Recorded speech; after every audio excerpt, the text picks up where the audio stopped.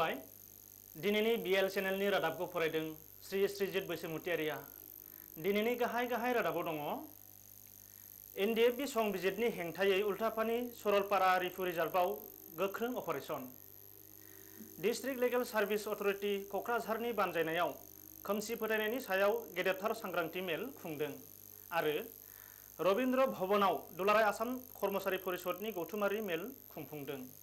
दानिया फैदो दिनैनि आबुं रादाबाव कक्राझार जिल्लानि SP मावख'आव मोनसे खौरांगिरि मेल खुंनानै 11 मे खालि BTCनि IGP डक्टर LR बिश्नयआ फोरमायदों दि 11 मे खालि कक्राझार जिल्लानि SPनि दैदेननायाव थांनाय पुलिस हान्जा आरो राजपुत रेजिमेन्ट रौनिया हान्जानि मोनसे जुथाइ हान्जाया उल्थापानि सरलपारा रिपु रिजार्भआव NDFB संबिजितनि हेंथायै मोनसे गोख्रोंथार अपारेशननि हाबाफारि लायो।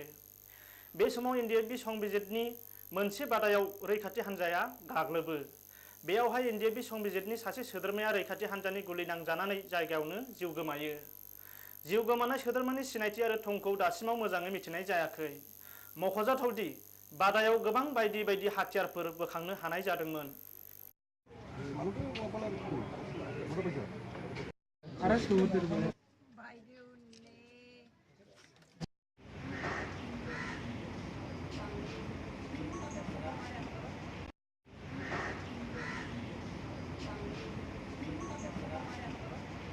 खुला एरिया पूरा जुआ नहीं सो दैट आम्ही सरप्राइज साठी जंगल बसून इथून करणे प्राय 12 घंटा पोस्ट को लगा उसे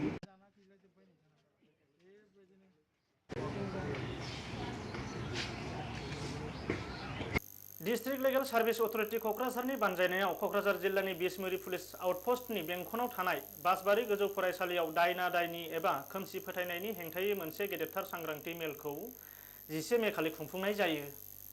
बे मेलाव बाहागो लानानै डिस्ट्रिक्ट लिगेल सार्भिस अथरिटी कक्राझारनि AJS सेक्रेटारि R भट्टाचार्यआ खौरांगिरिफोरजों मोगा-मोगियाव बुङो दि बे सांग्रांथि मेलनि गेजेरजों दायना दायनि एबा खोमसि फोथायनाय जाथायखौ लानानै जाथावै दुखुनांथाव जाथायजों भुगिनांनाय गामि एबा ओनसोलनि सुबुंफोरनि गेजेराव सांग्रांथि फैगोन। सुबुंफोरा बुजिनो हागोन जे दायना दायनिनि मुङाव मानसि बुथारनाया मोनसे इनायै मानसि बुथारनाय। बियो बुंबावदों दि दायना दायनिनि मुङाव बुथारजानाय नखरनि सुबुंफोरा मोनसे बिथांखिनि गेजेरजों खहा सुफुंथाय मोननो हागोन। कक्राझार बार एस'सिएशननि एडभकेट रतन जंखार बरगयारिया बुंदों दि इनायै दायना दायनिनि मुङाव मानसि बुथारग्रा सुबुंफोरनि हेंथायै गोख्रों आयेननि राहा लानानै गोख्रों साजा होनाय जागोन। बरगयारि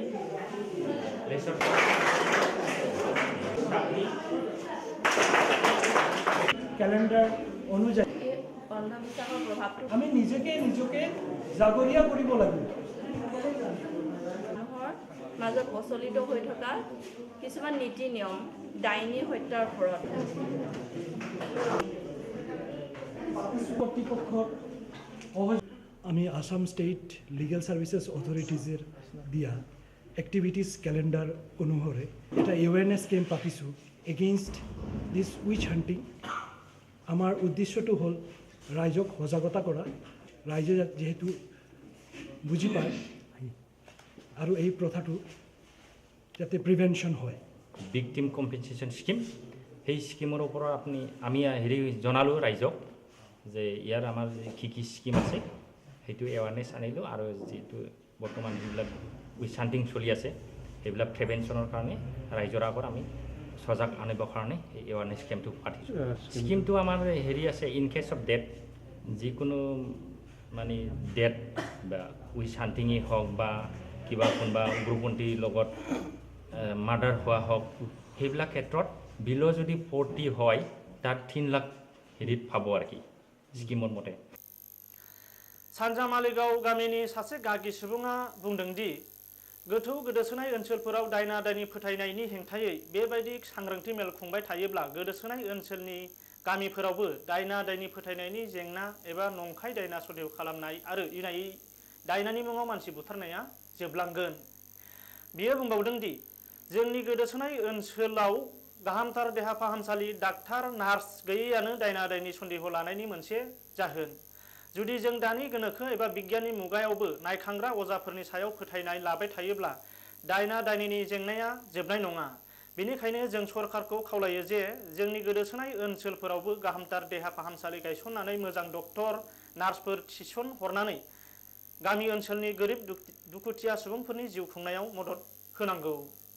बेफोरबादि सम सम जोंनि गामियारि ओनसोलाव बेफोरबादि मिथिंनि गेजेरजों बुजाफोरा खालामफैयोब्ला निसय जोंनि गामि सिंनि जनसाधारन रायजो राजाफ्रा मिथिगोन दायना दायनिनि सभाब चरित्रफ्रा मा आरो दायना दायनिया जानायनि खारनाबो मोनसे जोंनि बे बिथोरिया ओनसोलाव डाक्टारखाना मोजां गैया हस्पिटाल मोजां गैया बे बिगियाननि मुगायाव जोङो बे अजा आरो नायखांग्राफोरनि सायाव भरसा खालामबाय थानांगौबा बे दायना दायनिया मालाबाबो जोबनो रोंनाय नङा।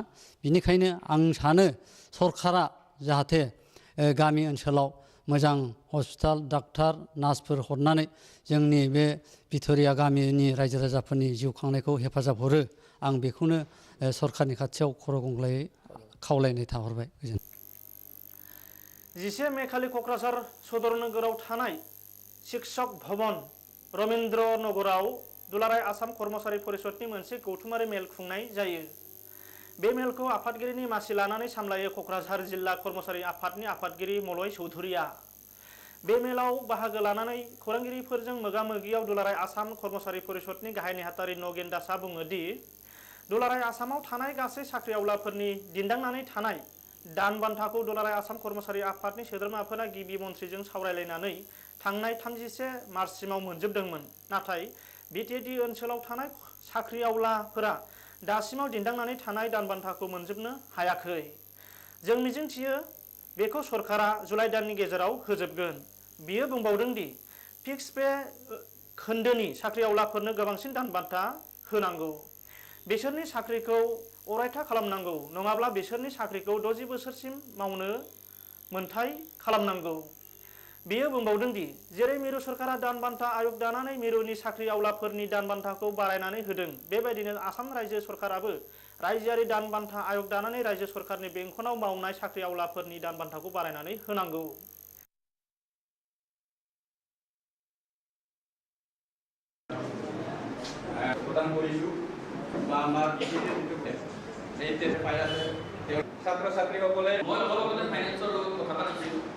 क'क्राझार जिला कर्मचारी परिषदर आह्वानत বিটিচিৰ অন্তৰ্গত আমাৰ যিকেইখন জিলা কৰ্মচাৰী পৰিষদ আছে তাৰ প্ৰতিনিধিসকল আজি কোকৰাঝাৰত লগ লাগিছিল। মুখ্য উদ্দেশ্য এটা আছিলে যে সদৌ অসম কৰ্মচাৰী পৰিষদে অসম চৰকাৰৰ লগত আলোচনা মৰ্মে অসমৰ মুখ্যমন্ত্ৰীৰ লগত আলোচনা ক্ৰমে দৰমহা সংশোধনীৰ বাবদ পাবলগীয়া 6 মাহৰ বকেয়া আদায় কৰিছিলে আৰু ৰাজ্যখনৰ সকলো কৰ্মচাৰী বিষয়াই এই 6 মাহৰ বকেয়া 31 মাৰ্চৰ ভিতৰত আদায় পালে। কিন্তু দুৰ্ভাগ্যজনক যে বিটিএডি এলেকাত এই কৰ্মচাৰীসকলে আমাৰ কৰ্মচাৰীসকলে 6 মাহৰ বকেয়াটো পাবলৈ সক্ষম নহ'ল।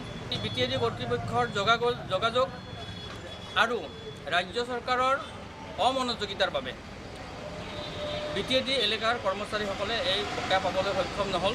আজিৰ সভাৰ জৰিয়তে আজি সদৌ অসম কৰ্মচাৰী পৰিষদে আমি দাবী উত্থাপন কৰিছোঁ আগন্তুক যি বাৰ্ষিক বাজেট উত্থাপন হ'ব এই বাৰ্ষিক বাজেটত বিটিএডি এলেকাৰ কৰ্মচাৰীসকলৰ 6 মাহৰ বকেয়াৰ ধন সন্নিৱিষ্ট কৰি যাতে অতি সোনকালে এই কৰ্মচাৰীসকলক 6 মাহৰ বকেয়া আদায় দিব তেনে ব্যৱস্থা গ্ৰহণ কৰিবলৈ আমি ৰাজ্য চৰকাৰ আৰু বিটিএডি কৰ্তৃপক্ষৰ ওচৰত দাবী উত্থাপন কৰিছোঁ। मख'नो गोनांदि बे मेलाव दुलाराय आसाम कर्मचारी परिषदनि गाहाय नेहाथारि नगेन दास आरो लेङाइ आफादगिरि कन्दर्प देखामोनजों लोगोसे गोजौ थाखोनि मावथि सोद्रोमाफोरा बाहागो लादोंमोन। चिरां जिल्ला सिडली थानानि सिङाव थानाय खासिखुथ्रानि 31 नं ग राजा लामायाव मैया मोनाबिलि समाव सासे अट' ड्राइभारनि गोथै देहाखौ मोननानै दुलाराय जिल्लायाव दुंहाव थासारि सोमजिदों। चिरां जिल्लानि बैकुनगाव गामिनि थागिबि आजमत आली 22 मुंनि सुबुङा सामथाइबारिनिफ्राय टेम्प'जों फैबाय थानाय समावनो जोबोद गोख्रैथिजों खारबोनाय गंसे साखा सौग्रावनायनि जाथाय सालिनिफ्राय आनजायलाङो आरो टेम्प' ड्राइभार आजमत आलीया जायगायावनो जिउ जोबो होननानै पुलिसा सन्देह खालामदोंब्लाबो नाथाय चिरां जिल्ला अट' ड्राइभार गौतम आमसु कृषक मुक्ति संग्राम समिति आरो बायदि आफादफोरनि बायदियैब्ला बे जाब्रबथायजों थैनाय नङा बेखौ सोरबायासो बुथारदों। AS 26C 1263 नाम्बारनि टेम्प' गारिखौ सालायनानै लाबोनाय समाव जिउ जोबनांनाय आजमत आलीनि गोथै देहाखौ सिडली पुलिसा काजलगाव सदर थावनि जोहोलाव सोमला सुबुंसाय देहा फाहामसालियाव आनजाद खालामनो लानानै फैयो। जिला मेजिस्ट्रेटनि मोखाङाव गोथै देहाखौ आनजाद नायनाय जायो। गोथै देहानि जेरावबो जोखोम जानायनि दाग नुनो मोनाखैब्लाबो गोदोना आरो खर'आव गोब्राब जोखोम जानायनि दागखौ नुनो मोनो। बेखायनो बयबो अट' सालायग्रा गौथुम आरो दोलो हान्जानि दैदेनगिरिफोरा आजमत आलीखौ इनायै बुथारनायनि सन्देह खालामना दायनिगिरिखौ थाबैनो हमनानै आयेनारि साजा होनो दाबि दैखाङो। बेराफारसेथिं जाब्रबथाय जानायजों जिउ जोबदों होननानै पुलिस सुलुङा सन्देह खालामदोंब्लाबो नाथाय अट' गारियाव जेरावबो खहा जानाय एबा गेरेबनायनि दागोखौ नुवाखै होनना न'खरनिफ्राय फोरमायथिदों। बबेखानि थाबैनो दायनिगिरिखौ हमाब्ला गोख्रोङै गणतान्त्रिक सोमावसारनायखौ लानाय जागोन आरो बे सोमावसारनायाव माबा मोनसे हिंसायारि थासारि सोमजियोब्ला बेनि दायनिगिरिया खुंथायनि जागोन होननानै एबिएमसुनि गाहाय नेहाथारि साकामाल खन्दकारा खौरां बिजोङाव फोरमायो। क'क्राझार जिल्लानि गसाइगाव महकुमानि सिङाव थानाय भावरागुरि पुलिस थानानि 1 नं टकियामारि गामिनि सासे सेंग्रानि गोथै सह'खौ थांनाय 9 मे खालि हराव गुरुपेला दैसायाव बोखांनो मोनो। बे जाथाया ओनसोलनि सुबुंफोरनि गोसोआव गिखांनाय सोमजिहोदों। गोथै सह'खौ टकियामारा गामिनि थागिबि 31 बोसोर बैसोनि फिन्दु चक्रबर्ती होननानै सिनायथिनाय जादों। फिन्दुआ थांनाय 9 मे खालि गुरुपेला दैसायाव दुगैनो थांदोंमोन। बे समनिफ्रायनो बियो गोमानानै थादोंमोन। बिनि उनाव न'खरनि सुबुंफोरा गामिनि सुबुंफोरखौ लानानै दैसायाव नागिरहैयो। बेनि उनाव बे सुबुंनि गोथै सह'खौ दैसायाव बोखांनो मोनो। बे सुबुंनि गोथै सह'खौ सह' आनजाद खालामनो थाखाय क'क्राझाराव दैथायहरनाय जादों। रादाब जोबनायनि सिगां फिन गाहाय रादाबखौ फरायफिनदों। NDFB संबिजिरनि हेंथायै उल्थापानि सरलपारा रिपु रिजार्भआव गोख्रों operation. District legal service authority क'क्राझारनि बानजायनायाव खोमसि फोथायनायनि सायाव गेदेरथार सांग्रांथि मेल खुंदों आरो रबीन्द्र भवनाव दुलाराय आसाम कर्मचारी परिषदनि गौथुमारि मेल खुंफुंदों। दिनैनि रादाबा एसेनोसै। गोजोन्थों।